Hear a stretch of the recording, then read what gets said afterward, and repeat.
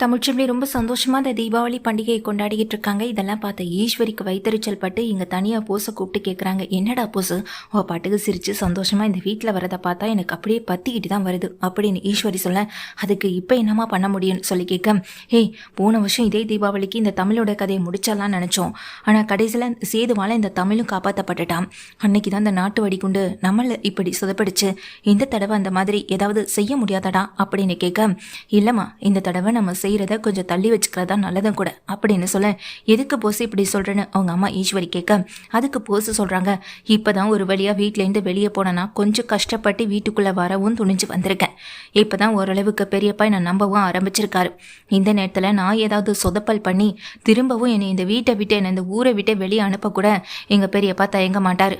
திரும்ப பிரச்சனையில் நம்ம சிக்காமல் அதுக்கு என்ன வழியோ அதுக்கேற்றது போல தான் செய்யணும். கொஞ்சம் பொறுமைதாம்மா எல்லாத்துக்குமே முக்கியம்னு சொல்ல, நீ சொல்கிறதும் சரிதான் போசு. வெளியில் நாங்கள் தங்கியிருந்த நாட்களை நினச்சி பார்த்தாலும் இப்போவும் உடம்பெல்லாம் புல்லரிக்குது. நீ சொல்கிற மாதிரி திரும்ப பிரச்சனையிலலாம் நம்ம சிக்கிக்க வேண்டாம். ஒரு நாள் தானே, அதுக்கப்புறமா அவளை அதே வீட்டுக்கு அங்கேயே அனுப்பி வச்சுறத பற்றி நான் யோசிச்சுக்கிறேன் அப்படின்னு சொல்லி ஈஸ்வரியும் சொல்லிட்டு போக, போசு ஒரே யோசனையாக இருக்காங்க. தீபாவளி பண்டிகை எல்லாமே வந்துட்டு நல்லபடியாக போயிட்டுருக்கு. ரொம்ப சந்தோஷமாக போசு, தாமரை, அப்புறம் வீட்டில் இருக்க அத்தனை பேருமே கொண்டாடிக்கிட்டு இருக்காங்க. இந்த நேரத்தில் தான் சாவுத்திரியும் தாமரையும் தனியாக போக, இந்த தமிழ்ச்செல்வி இங்கே தங்கிடுவாளாமா அப்படின்னு தாமரை சாவுத்திரியை பார்த்து கேட்க, அது எப்படி அவளை இங்கே தங்க விட்டுருவேனானா, அதெல்லாம் நான் பார்த்துப்பேன், நீ கவலைப்படாமல் இரு. முதல்ல நம்ம சேதுவுடைய மனசை மாற்றணும், அதுக்கு என்ன வழின்றதை பற்றி மட்டும் நம்ம யோசிச்சா போதும்னு சொல்லிட்டு இருக்காங்க. இதெல்லாம் கேட்டுட்டு தாமரையும், சரிம்மா என்ன நான் மாமா பக்கத்திலே போனாலே மாமா என்னை கொஞ்சம் கூட எட்டி பார்க்க மாட்டாரு, ரொம்ப கோவத்தோட மறைச்சி தான் பார்க்குறாரு அப்படின்னு சொல்ல, பின்ன அவனுக்கு நம்ம பண்ண கெடுதல்லாம் அவன் அப்படி தான் இருப்பான், நாம தான் அவனை நம்ம வழிக்கு கொண்டு வரணும்னு சொல்லிட்டு இருக்காங்க. இவங்க ரெண்டு பேரும் எந்த பிளான்ல இருந்துட்டு இருக்காங்க. சரி, ஃபங்க்ஷன் எல்லாம் முடியுது. அன்னைக்கு ஈவினிங்கே வீட்டுக்கு படையோட ஒரு போலீஸ் குரூப்பே வருது. போலீஸ் வந்ததை பார்த்ததும் வீட்டில் இருக்க அத்தனை பேருமே, என்னாச்சு சார், என்ன விஷயம், என்ன பரபரப்பாக வந்திருக்கீங்கன்னு சொல்லி கேட்க, நான் தான் பெரியப்பா இவங்களை வர சொன்னேன்னு உடனே போஸ் சொல்கிறாரு. எதுக்கு போஸ் அப்படின்னு சொல்ல, இல்லை பெரியப்பா, போன வருஷம் இதே நாளில் தானே நம்ம வீட்டுக்கு நாட்டு வெடிகுண்டை எவனோ ஒருத்தன் அனுப்பி வச்சுட்டான். அதான் அந்த மாதிரி பிரச்சனைகள் எதுவும் வந்துடக்கூடாது, எல்லாரும் பாதுகாப்பாக அந்த பட்டாசை கையாளணும், எம்எல்ஏ வீட்டு நம்ம தீபாவளி வேற, இது மாதிரி பிரச்சனைகள் வந்துடக்கூடாதுன்னு தான் நானும் போலீஸ் கார்டு கேட்டேன் அப்படின்னு சொல்கிறாங்க. இதை கேட்ட உடனே இங்கே ராஜாங்கத்துக்கு ரொம்ப சந்தோஷமாக போயிடுது. அட போஸா இது, நம்ம போஸ் இப்படியெல்லாம் பண்ணுறதை பார்க்கும்போது மனசுக்கு ரொம்ப நிம்மதியாக இருக்குன்னு சன்னாசி வேற நினச்சிட்டு இருக்காங்க. இங்கே ஈஸ்வரி எங்கள் போஸோட நடிப்பை மெச்சு போய் தான் நின்றுட்டுருக்காங்க. இப்போ எந்த போலீஸை வீட்டுக்கு வர வளைச்சாங்களோ அதே போலீஸால தான் இங்கே திரும்பவும் சிக்கவும் ஆரம்பிக்கிறாங்க. உடனே இங்கே வந்திருக்க ஒரு போலீஸ்க்கு தான் ஒரு முக்கியமான வாட்ஸ்அப் மெசேஜ் வருது. அந்த மெசேஜில் வந்துட்டு இங்கே ஊரில் போய் காட்டுக்குள்ளே தனி பங்களாவில் தங்கியிருந்தப்போ அந்த வீட்டை சுற்றி ஆட்கள் நின்றுட்டு இருக்கதை வந்துட்டு அங்கே இருக்க கேமராவே வந்துட்டு படப்பிடிச்சிருக்கு. அந்த வீடியோ தான் இப்போ வந்துட்டு அனுப்பவும் செஞ்சுருக்காங்க. அங்கே இருக்க போலீஸ் வந்துட்டு அதிகாரிகள் இங்கே இருக்க போலீஸ்க்கு அனுப்பி ராஜங்காயாவை கொஞ்சம் அலர்ட்டாக பாதுகாப்பாக இருக்க வைங்க அப்படின்னு செய்கிறதுனால தான் இப்போ இங்கே இருக்க போலீஸ் அதை வந்துட்டு எங்கள் ராஜாங்கத்துக்கிட்ட காட்டுறாங்க. ராஜாங்கமும் அந்த வீடியோவை பார்த்துட்டு எல்லாருமே ரொம்ப ஷாக்காக போஸுக்கு வந்துட்டு ஒரு மாதிரி படபடப்பாயிடுது.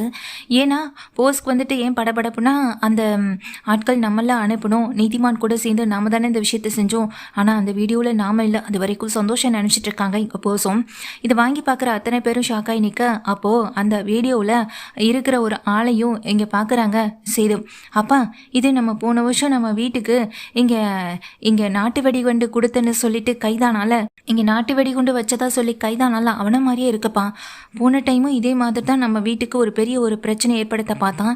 இந்த தடவை நம்ம குடும்பத்தோடு அங்கே தங்கியிருக்கிறத தெரிஞ்சு அவனும் வந்திருக்கானா, நம்மளை வேணும்னே வேவு பார்க்கறதுக்காக இருக்கணும், இல்லைனா நம்மளுக்கு பெரிய ஆபத்தை கொடுக்கணுன்றதுக்காக தான் இருக்கணும். முதல்ல இவன் யார் என்னன்னு பாருங்க அப்படின்னு போலீஸ் கிட்ட இங்கே செய்து சொல்கிறாங்க.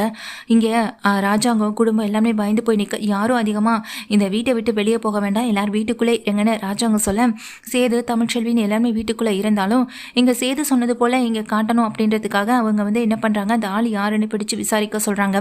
ஆல்ரெடி அங்கே வந்துட்டு பாதி பேர் இறந்து போயிட்டாங்க. அந்த வண்டுக்கடியால் தப்பிச்ச 2 பேர் வந்துட்டு அதே போலீஸ் கஸ்டடியில் தான் இருக்காங்க. அவங்க யார் என்னன்னு விசாரிக்கணும்னு சொல்லிட்டு அந்த ஆட்களை போட்டு அடி வெழுத்துவாங்க. அப்போ அவனுங்களை வீட்டுக்கே இழுத்துட்டு வந்துடுறாங்க போலீஸும்.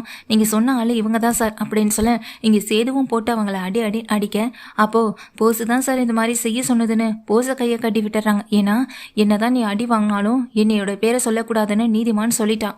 ஏன்னா நீதிமான் வந்துட்டு அரசியலில் நிற்கக்கூடிய ஆள், அது ஒரு ராஜாங்கத்தை எதிர்த்து இனி வர எலெக்ஷனில் நான் நின்று ஆகணும்னா தனக்கு எந்த கெட்ட பேரும் வரக்கூடாதுன்னு நினச்சதுனால போஸோட பேரை தான் நீங்கள் மாட்டிக்கிட்டாலும் சொல்லணும் அப்படின்றதுனால இப்போ போஸு பேர் தான் இதில் சிக்கவும் செய்தும். அப்போது நீ இவனுடைய ஆளா அப்படின்னு சொல்லி கேட்குறாங்க. இதை கேட்ட அந்த போஸும் இல்லைன்னு இவன் பொய் சொல்கிறான், இவன் யாருன்னே எனக்கு தெரியாதுன்னு சொல்ல இல்லை எங்கள் நம்பர்லாம் கூட அவன் ஃபோனில் இருக்குது, நீங்களே பாருங்கள். அந்த காட்டுக்குள்ளே வரும்போது எங்களுக்கு ஃபோன் பண்ணி பேசினதே போஸு தான், அங்கே இருக்கிற ராஜாங்கத்தோட கதையை முடிக்க சொன்னதும் போஸு தான் அப்படின்னு சொல்லிடுறாங்க. இதை கேட்டு இங்கே ஈஸ்வரியிலேருந்து அத்தனை பேரும் அதிர்ச்சி அடைஞ்சு நிற்க அப்போ போன வருஷம் இங்கே நாட்டு வெடி கொண்டு வச்சது அது உங்கள் மனைவி தமிழ்ச்செல்வியை கொலை பண்ணணும் அப்படின்றதுக்காக நாட்டு வெடிகுண்டை வரவழைச்சதும் இவர் தான் அப்படின்னு சொல்லிடுறாங்க. தமிழ்ச்செல்வி இதை கேட்டு அதிர்ந்து போக சேதுவுக்கும் பயங்கர அதிர்ச்சி. அப்போது இந்த தடவை இங்கே உங்கள் அப்பாவை கொலை பண்ணணும்னு தான் வர சொன்னார் அப்படின்னு சொல்ல இதை கேட்டு இங்கே சேது ஒரு நிமிஷம் கூட தாமதிக்காக போஸை போட்டு அடிக்கிறாங்க. உண்மையை சொல்லிடா, தமிழ்ச்செல்வியை போன வருஷம் கொலை பண்ண பார்த்த, இந்த வருஷம் எங்கள் அப்பாவை கொலை பண்ண பார்த்துருக்கேன்னு சொல்லி இங்கே அடி வெழுத்துவாங்க. இல்லை இவன் பொய் சொல்கிறான், இது எதுவுமே உண்மை கிடையாதுன்னு சொல்லி ஒரு பக்கம் அலறி துடிக்கிறாங்க. ஆனால் போலீஸ் வந்துட்டு அவங்க ஃபோனை செக் பண்ணி பார்க்கும்போது அந்த ஆட்கள் சொன்னது எல்லாமே உண்மைதான்றதை தெரியுது. ஏன்னா அவங்க கூட கான்டாக்டில் இறந்ததுக்கான லிஸ்ட் எல்லாமே அதில் இருக்கவும் செய்து இதையெல்லாம் பார்த்துட்டு இங்கே போஸ் வந்துட்டு அடி வெளுத்து வாங்குறதில்ல, போலீஸ்லேயே ஒப்படைக்கவும் செஞ்சிடறாங்க. தீபாவளி அதுமா என் பிள்ளைய இப்படி போலீஸில் கொடுத்துட்டே செய்துன்னு சொல்லி அங்கே ஈஸ்வரி சத்தமோட கூட நீயும் போகணும் பரவாயில்லையான்னு சொல்லி அங்கே சன்னாசியும் திட்டும்போது அப்படியே வாய் அடைச்சு போய் நிற்கிறாங்க எங்கள் ஈஸ்வரியும்.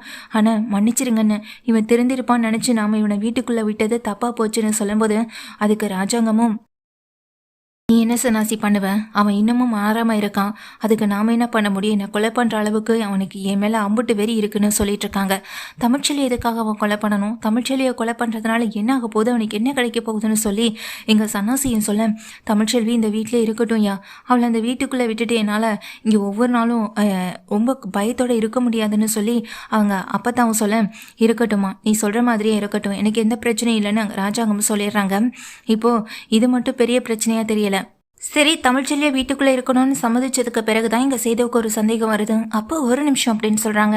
இல்லை இந்த போஸு அந்த காட்டுக்குள்ளே நம்மளை எல்லாரையுமே வந்துட்டு இப்படி வேவு பார்த்து ஆட்களை விட்டு கொலை பண்ணணும்னு முயற்சி பண்ணியிருக்கானா, பிறகு எதுக்கு எல்லாரையுமே இந்த வண்டுக்கடியிலேருந்து காப்பாற்றுறதுக்காக முயற்சி பண்ணியிருந்துருக்கணும், இதில் எனக்கு ஏதோ பெரிய சந்தேகம் இருக்குது அப்படின்னு சொன்னதும் ஈஸ்வரி சொல்கிறாங்க.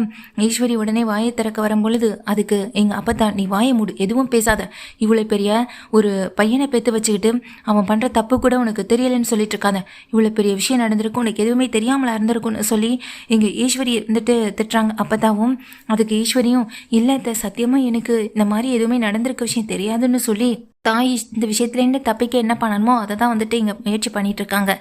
அதுக்குள்ளே போலீஸ் ஸ்டேஷனில் அடி வெளுத்து வாங்குறது மட்டும் இல்லாமல் சேது ஃபோன் பண்ணி கேட்ட விஷயத்தையும் அடி வெளுத்து வாங்கும்போது தான் அடி தாங்க முடியாத அங்கே போஸ் வந்துட்டு உண்மையை வந்துட்டு சொல்லிடுறாங்க.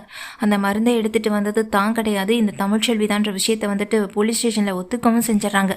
அந்த விஷயம் எங்கள் சேதுவுக்கு தெரிய வர சேது கண்கள் இப்படி தமிழ்ச்செல்வியையும் பார்க்க இந்த விஷயத்தை எல்லார்கிட்டையும் சொல்லவும் செய்கிறாங்க.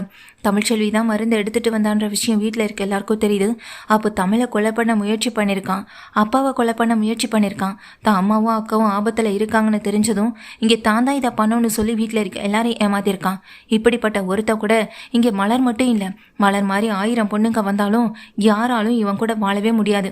ஐயா இவனுக்கு நீ பொண்ணு தேடி கல்யாணம் பண்ணி வச்சுனா அந்த பொண்ணோட வாழ்க்கை தான் பாழாகும். மலர் வாழ்க்கையை நம்ம கெடுத்த மாதிரி இன்னொரு வாழ்க்கையை நம்ம கெடுக்க வேண்டாம். மலருக்கு சொல்லப்போனால் போஸுக்கு ஒரு பொண்ணு தேடி கல்யாணம் பண்ணி வைக்கிறதுக்கு பதிலாக மலருக்கு ஒரு நல்ல மாப்பிள்ளையை பார்த்து கல்யாணம் பண்ணி வச்சிடலாம், அதுதான் நல்லதும் கூடன்னு எனக்கு தோணுதுன்னு சொல்கிறாங்க. அப்பத்தான் சொன்ன விஷயந்தான் சரின்னு இங்கே சேதுவும் தலையாட்டா ஆமாப்பான்னு இங்கே தலையாட்டிகிட்டு இருக்கேன். இப்போது இவங்க 2 பேரும் என்ன பண்ணுறதுன்னு சன்னாசி கேட்குறாங்க. இங்கே உடனே தன்னையும் திரும்ப இந்த வீட்டை விட்டு வெளியே அனுப்பிடுவாங்களோன்ற பயத்தில் ஈஸ்வரி நிற்க அவங்க 2 பேர் கூடயும் போஸ் பேசவே கூடாது, போஸ் ஜெயிலில் தான் இருக்கணும், அதான் அவனுக்கு சரியான தண்டனை. இவங்க 2 பேரும் கொடுக்குற இடத்தால தான் அவன் இன்னும் கெட்டு போயிட்டே இருக்கான். அதனால் அவங்க 2 பேரும் இனிமே இந்த போஸ் கூட பேச முடியாத அளவுக்கு நீங்கள் தான் இனி பார்த்துக்கணும்னு சொல்லிடுறாங்க. இப்போ அவங்க கிட்டே இருக்க 2 ஃபோனையும் எல்லாத்தையும் சன்னாசி பிடுங்கி வச்சுக்கவும் செய்கிறாங்க.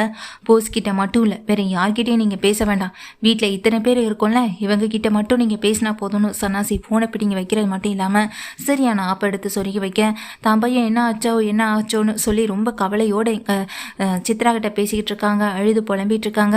வீட்டில் தமிழ்ச்செல்வி நீ வீட்டுக்குள்ளே தான் இருக்கணும்னு ஒரு உத்தரவை வந்துட்டு இங்கே ராஜாங்கம் சொல்லிட்டு போகிறதுனால இங்கே தமிழ்ச்செல்வி வீட்டுக்குள்ளே இருக்கணும்னு முடிவு பண்ணிடுறாங்க. அது மட்டும் இல்லை, தமிழ்ச்செல்வி தான் இவ்வளோ பெரிய உதவியை பண்ணியிருக்கான்னு தெரிஞ்சு ரொம்ப சந்தோஷத்தோட தமிழ்ச்செல்வியை கட்டிப்பிடிச்சு முத்தமும் விடுறாங்க. ஆமாச்சி, அந்த நேரத்தில் தான் எங்கள் சேது வர நீ இவ்வளோ பெரிய உதவியை எங்கள் அப்பாவுக்காக பண்ணியிருப்பேன் நான் நினச்சி கூட பார்க்கலன்னு சொல்ல, அவருக்காக நான் எதை வேணாலும் செய்ய தயாராக இருக்கேன். ஏன்னா இங்கே இருந்து என்ன நீங்கள் விருப்பப்பட்டீங்கன்னு எந்த ஒரு பாகுபாடும் பார்க்காம என்னை இந்த வீட்டுக்கு கொண்டு வந்தது முதல்ல அவர் தானே. அப்போ அவருக்கு நான் பெரிய நன்றி கடன் பட்டிருக்கேன் உங்களை எனக்கு கொடுத்ததுக்காக அப்படின்னு சொல்லிட்டு எங்கள் தமிழ்ச்செல்வி கலங்க. ஒரு நிமிஷம் அப்படின்னு அங்கேருந்து திரும்பி போகிற சேதுவை பார்த்து நிற்க சொல்கிறாங்க. சேதுவும் திரும்பி பார்க்க, நான் ஒரு முக்கியமான விஷயத்த சொல்லணும்னு சொல்ல, என்ன விஷயம்னு சொல்லி கேட்குறாங்க. போசு தான் இந்த விஷயத்த பண்ணியிருப்பான்னு நான் நினச்சி கூட பார்க்கல. ஏன்னா இந்த காட்டுக்குள்ளே வந்து மாமாவை கொலை பண்ணுற அளவுக்கு அவன் யோசிச்சிருக்கானா, அவன் இன்னமும் திருந்தலை.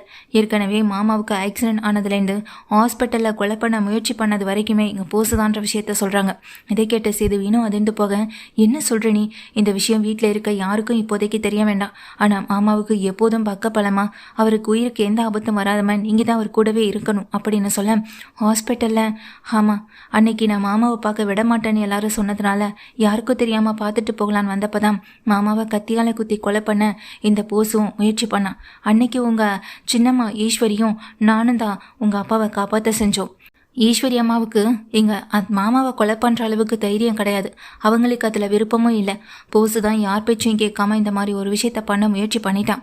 அவன் யார் பேச்சு கேட்டு ஆடுறான், யாருடைய எதுக்காக இதெல்லாம் பண்ணுறான்றத இனி நீங்கள் தான் கண்டுபிடிக்கணும்னு சேதுக்கிட்ட சொல்லிடுறாங்க. சேதுவும் இவ்வளோ பெரிய விஷயத்த பண்ணிட்டு எதுவுமே தெரியாமல் எதையுமே சொல்லாமல் வீட்டில் அமைதியாக இருக்க இங்கே தமிழ்ச்செல்வி நினச்சி பெருமைப்படுறது மட்டும் இல்லை, அவளுக்கு இனி எப்போதுமே நாம் பக்கபலமாக அவள் கூடவே இருக்கணுன்ற ஒரு முடிவை சேது எடுக்கவும் செய்கிறாங்க.